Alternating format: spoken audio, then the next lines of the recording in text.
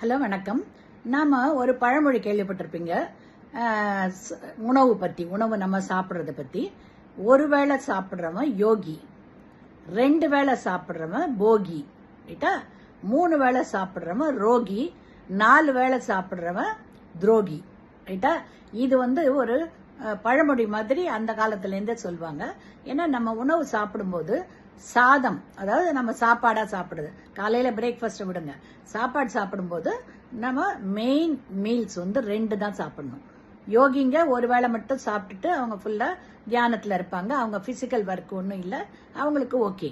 But நாமெல்லாம் ஹெல்த்தியா இருக்கணும்னு நினைச்சோம்னாக்கா 2 வேளை தான் ஹெவி மீல்ஸ் சாப்பிடணும், ரைட்டா?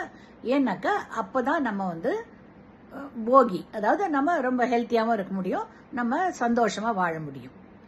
ஆனா 3 வேளைக்கு ஒரு கட்டு கட்டுற மாதிரி ஹெவி ஃபுட் சாப்பிட்டுக்கிட்டே இருந்தாங்கன்னா அவங்க ஓவர் வெயிட் ஆகி ஒபிசிட்டி ஆகி ஏதான நோய்கள், டயபெட்டிஸ், ஹைப்பர் டென்ஷனு, எல்லாமே நோய்கள், ஹார்மோனல் டிஃபெக்ட் எல்லாம் வரும். ஸோ அவங்க ரோகி. அதனால 3 வேளையும் ஹெவியா சாப்பிட்றவங்களாம் ரோகி.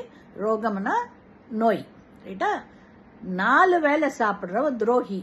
அவன் அடுத்தவனோட ஃபுட்டையும் சேர்த்து அவன் சாப்பிட்டுக்கிட்டு இருக்கான். மற்றவங்களுடைய கோட்டாவும் சேர்த்து எல்லாம் 2 சாப்பிட வேணும், 2 வேளை சாப்பிட வேண்டியது இவன் 4 வேளை சாப்பிடுவான். இஸ் அ துரோகி ஃபார் தி சொசைட்டி.